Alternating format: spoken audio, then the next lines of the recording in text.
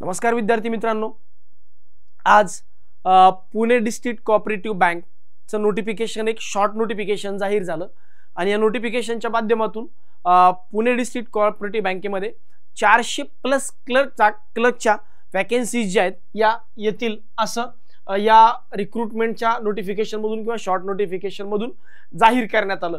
तर 434 जागांचं हे नोटिफिकेशन जे असणार आहे, तर या नोटिफिकेशनच्या माध्यमातून प्रत्येक जिल्ह्यात अशी भरती होणार आहे का, किंवा झाली तर मग कशा पद्धतीची असेल, किती जागा असतील, आणि हे जे नोटिफिकेशन आलं यापूर्वी याचं एक बॅकग्राऊंड होतं, म्हणून हा व्हिडिओ बनवण्यामागचं रिझन आहे।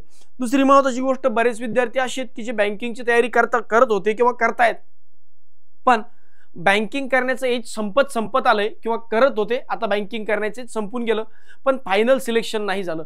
अशा विद्यार्थ्यांसाठी एक चांगली अपॉर्च्युनिटी असते, कारण स्टेट गव्हर्नमेंटच्या जागांमध्ये किंवा स्टेट गव्हर्नमेंटमध्ये या अशा बँकांमध्ये एज लिमिटचा जो क्रायटेरिया असतो तो असतो जनरल कॅटेगरीसाठी 38 वर्षांपर्यंत। ऑलमोस्ट बऱ्याच नोटिफिकेशनमध्ये जर तुम्ही जाऊन बघितलं तर मागे सातारा डीसीची ॲडव्हर्टिजमेंट आली होती, त्यानंतर आता मागे अहमदनगर म्हणजे अहिल्यानगर कोऑपरेटिव्ह बँकेची ॲडव्हर्टिजमेंट आली होती, त्यानंतर पुणे डिस्ट्रिक्ट कोऑपरेटिव्ह बँकेची मागची ॲडव्हर्टिजमेंट होती, याच्यामध्ये एज क्रायटेरिया जो आहे हा 38 वर्षांपर्यंतचा दिला होता।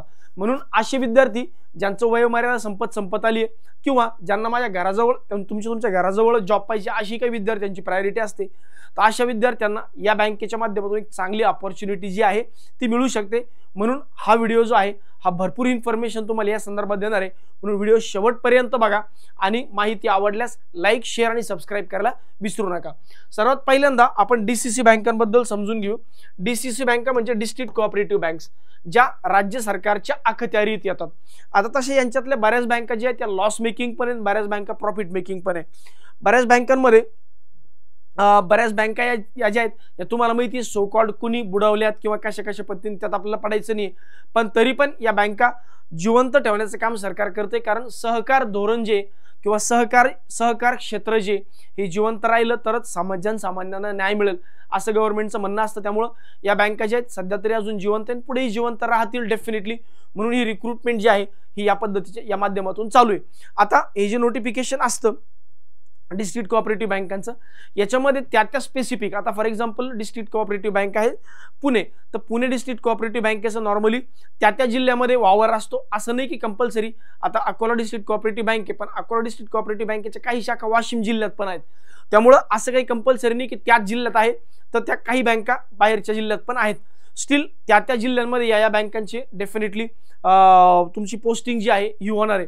आता अबाउट डीसीसी बँक म्हणलं तर मी जसं सांगितलं की या पद्धतीने आहे।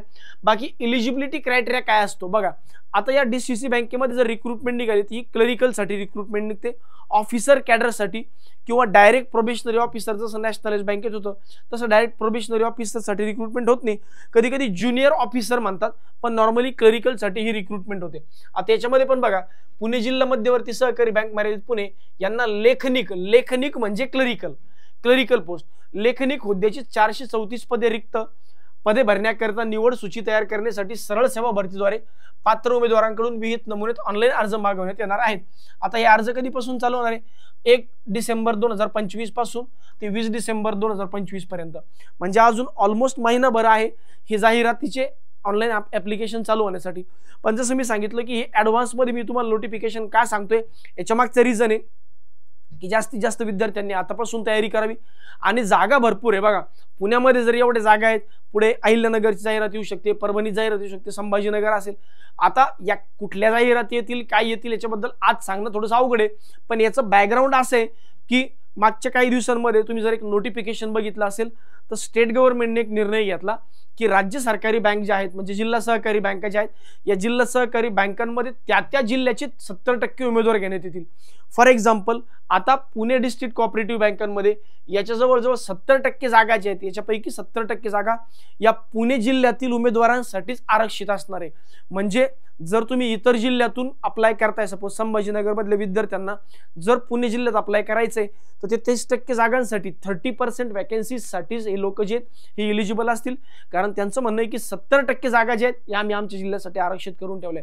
उद्या आता संभाजीनगर जिल्ह्यामध्ये जर वॅकन्सी झाल्या तर डेफिनेटली इथल्या 70% जागा या इथल्याच विद्यार्थ्यांना मिळतील, म्हणजे अदर माय डिस्ट्रिक्टचे कॅन्डिडेट किंवा अदर स्टेटचे कॅन्डिडेट हे फक्त 30% जागांमध्ये इलिजिबल राहतील, असं यांचं म्हणणं आहे.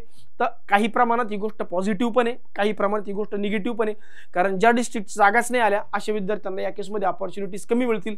पण त्याचा एक फायदा पण असा आहे की तुम्ही मल्टिपल डिस्ट्रिक्टमध्ये अप्लाय तर करू शकता डेफिनेटली, त्यामुळे प्रत्येक जिल्ह्यातल्या 30-30% जागांसाठी तुम्ही एलिजिबल असू शकता. बरं, आता या संदर्भात आता यांचे क्रायटेरिया नेमकी कशी असतात बघा. सगळ्यात पहिले जसं म्हणलं की पुणे जिल्ह्यामधील रहिवासी असणाऱ्या उमेदवारांना 70% जागा राखीव आहे आणि उरलेल्या 30% जागा ज्या आहेत या इतर उमेदवारांसाठी खुल्या आहेत. बरं, जर बाहेरील जिल्ह्यातील उमेदवार पात्र झाले नाही किंवा बाहेरील जिल्ह्यातील उमेदवार जेवढे अप्लायच केले नाही, तर मग मात्र पूर्णचे पूर्ण कॅन्डिडेट हे पुणे जिल्ह्यातले सुद्धा या केसमध्ये घेऊ शकतात. बरं, यासाठी एक गोष्ट खूप चांगली आहे की तुमचा मूळ रहिवासी असल्याचं प्रमाणपत्र म्हणजे डोमिसाइल सर्टिफिकेट अपलोड करणं बंधनकारक आहे. याची जी छाननी आहे किंवा याचं जे डॉक्युमेंट व्हेरिफिकेशनची स्क्रुटिनी ही त्यावेळेस डेफिनेटली केल्या जाईल. बाकी एवढंच होतं, बाकी इन्फॉर्मेशन आपण पुढे बघूया. आता या जागांसाठी अप्लाय करण्यासाठी कोण कोण लोक इलिजिबल असतात बघा. इलिजिबिलिटी क्रायटेरिया जर बघितलं तर एनी ग्रॅज्युएट याला अप्लाय करू शकतात, कोणत्याही शाखेचा पदवीधर. कंपल्सरीने काही ठिकाणी पर्सेंटेजची अट असते, काही ठिकाणी नसते. असली तरी ती 50%पेक्षा कमी, 50% किंवा 50%पेक्षा जास्त, पण ती कंपल्सरी नसते. दुसरी महत्त्वाची गोष्ट इथे एज लिमिट जी आहे, एज लिमिट ही असते 21 पासून 38 पर्यंत. तर हा एक फायदा आहे. जनरल कॅटेगरीचा कॅन्डिडेट असेल ते 21 ते 38, ओबीसी कॅटेगरीच्या कॅन्डिडेटला 21 ते 41, SC/ST साठी +5 इयर्सची हा एज एक्झम्पशनचा क्रायटेरिया असतो. त्यामुळे एक गोष्ट आणखी आहे की हे बेनिफिशियल आहे की जे विद्यार्थी इतर स्पर्धा परीक्षांमध्ये यश नाही मिळू शकले, थोडी जर तयारी केली तर या स्पर्धा परीक्षांमध्ये तुम्हाला यश मिळवता येईल. आता याची जर तुम्ही निवड प्रक्रिया बघितली तर बघा, निवड प्रक्रिया अशी असते. निवड प्रक्रियेमध्ये पहिल्यांदा यांची परीक्षा होते. पहिल्यांदा काय होते? ऑनलाईन परीक्षा होते ऑनलाईन स्वरूपात. ही परीक्षा मराठी माध्यमातून असते, मराठी माध्यमातून. त्यामुळे जे विद्यार्थी ज्यांना इंग्लिशमध्ये प्रॉब्लेम येतो अशाही विद्यार्थ्यांना या ठिकाणी हा एक फायदा होतो. बघा, ऑनलाईन परीक्षेचे माध्यम हे मराठी असेल. त्यानंतर असते मुलाखत, ज्याला आपण इंटरव्ह्यू म्हणतो. आता मुलाखत ऍक्च्युअली खूप कमी मार्कांना असते. 90 मार्कांची परीक्षा असते, 10 मार्कांची मुलाखत असते. त्यामुळे जो विद्यार्थी परीक्षेत मार्क जास्त घेईल अशा विद्यार्थ्यांना जास्त चान्सेस बनतात, कारण मुलाखतीचं वेटेजच 10% आहे. त्यामुळे जर तुम्ही इथं 85, 90 किंवा 80+ मार्क जर घेऊन बसलात तर सिलेक्शन पर्सेंटेज तुमचे चांगले वाढतात. त्यामुळे शक्यतोवर एक्झाममध्ये तुम्ही जास्तीत जास्त मार्क घ्यावे या हिशोबाने, या अनुषंगाने आतापासून तयारी करणं जे ही चालू करा. आता याच्यामध्ये कुठले कुठले सब्जेक्ट असतात बघा. याच्यामध्ये जर विषय तुम्ही बघितले तर थोडंफार डिस्ट्रिक्ट टू डिस्ट्रिक्ट किंवा जिल्ह्यात टू जिल्हा थोडंफार बदल होतो. पण याच्यामध्ये बेसिकली गणित, बँकिंग व सहकार, सामान्य ज्ञान, चालू घडामोडी, कृषी व ग्रामीण अर्थव्यवस्था, मराठी, इंग्रजी, संगणक माहिती तंत्रज्ञान, बुद्धिमापन चाचणी, अशा पद्धतीचे अभ्यास सिलेबस सब्जेक्ट जे आहेत याला असतात. मग याचं वेटेज थोडं कमी मार्कांचं असतं. आता जसं मागच्या वेळेस जी तुमची याची जाहिरात आली होती पुणे डिस्ट्रिक्ट कोऑपरेटिव्ह बँकेची 2021-19 मध्ये, त्यावेळेस बघा बँकिंग आणि सहकारला 30 मार्क होते, चालू घडामोडी सामान्य ज्ञानला 20 मार्क होते, कृषी व ग्रामीण अर्थव्यवस्थेला 10 मार्क, मराठीला 10 मार्क, संगणक आणि माहितीला 10 मार्क आणि बुद्धिमापन चाचणीला 10 मार्क. इथे इंग्लिश नव्हतं, म्हणजे प्रत्येक वेळेस इंग्लिश असेल असंही कंपल्सरी नाही. आता याच्यात तर गणित पण नव्हतं, पण सातारा डिस्ट्रिक्ट कोऑपरेटिव्ह बँकेची जी ॲड आली होती त्याला गणित होतं. त्यामुळं दोन्ही तुम्हाला थोडं बॅलन्स करून चालावं लागेल.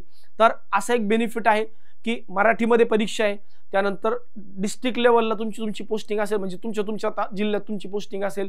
त्यानंतर तिसरी गोष्ट अशी आहे की सिलेबस छोटा आहे, फार काही अवघड सिलेबस नाही, डिफिकल्टी लेवल पण इझी आहे. त्यामुळं ही एक चांगली अपॉर्च्युनिटीज अशा विद्यार्थ्यांना मिळू शकते ज्यांना नितांत जॉबची गरज आहे. बरं, आता या परीक्षांसाठी जो अभ्यासक्रम आहे तो जरी थोडासा डिफरंट असला तरी जर तुम्ही बँकिंगची तयारी करत आहात, तुम्ही ओव्हरऑल बँकिंगची तयारी, नॅशनलाइज सरकारी बँकांची तयारी करताय, इन्शुरन्स सेक्टरमध्ये तुमचं करिअर घडवू इच्छिता, तर तुमच्या लोकांसाठी, नवीन विद्यार्थ्यांसाठी आपण एक नवीन बॅच आता जस्ट चालू केली 4 नोव्हेंबर 2025 पासून.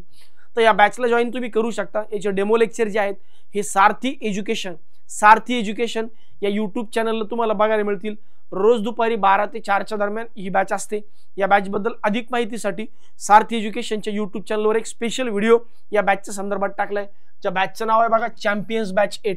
तर अशा पद्धतीने जे विद्यार्थी बँकिंग करू इच्छितात किंवा बँकिंगमध्ये इंटरेस्टेड आहेत असे विद्यार्थी या बॅचला एनरोल करून बँकिंग परीक्षांमध्ये आपलं यश मिळवू शकतात।